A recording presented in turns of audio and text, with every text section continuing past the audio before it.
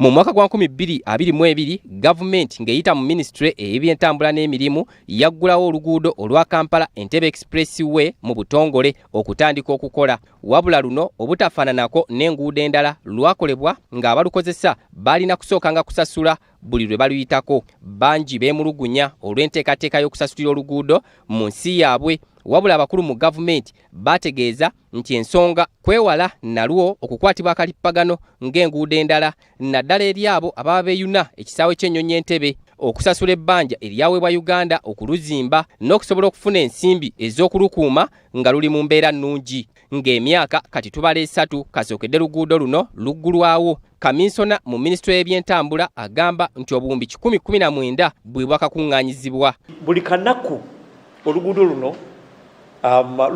lukozesebwa emmotoka emitwalo 28.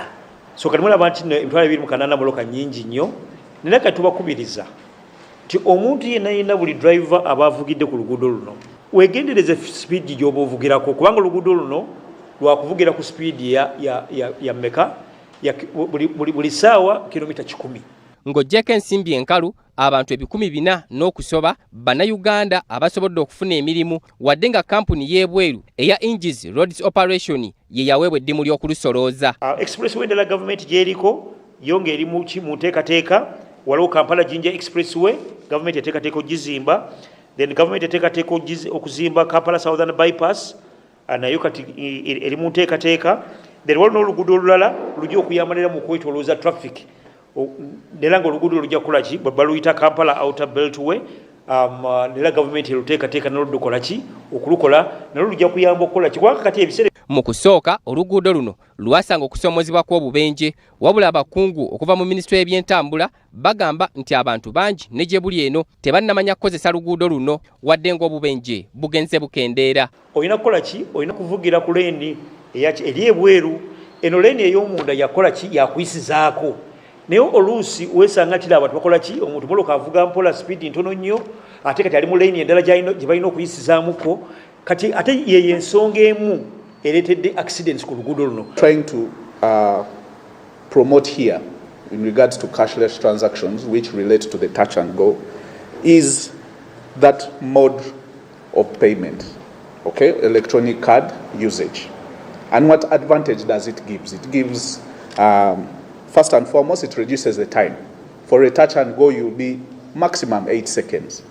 Okusinziira ku nsimbi obuwumbi 1019 ezakakuŋŋaanyizibwa, obuwumbi 7 bazisasudde mu bbanja eryazimba oluguudo luno, wabula endala tebalaze bulungi bye zikola. The money which has been collected, as you have been told, they are around 120 billion. The 70 billion has gone to the repayment of the loan. And then the rest is the one which has got around 36 billion has gone to the operations, paying the contractor and the others. So far the contribution has already been made. Kampala Entebbe Expressway lwe luguudo kika kino olusookedde ddala oba olwasookera ddala wano mu ggwanga, wabula nga lutandika okuzimbibwa bannansi bangi bayogera bingi nnyo nga balowooza okuba nti oba malya nsimbi, wabula nga lutuukidde olwaleero nga bangi balweyambisizza nnyo naddala mu biseera ebyakalippagano k'ebidduka. Nze Titus Jemba, BBS Terefayina.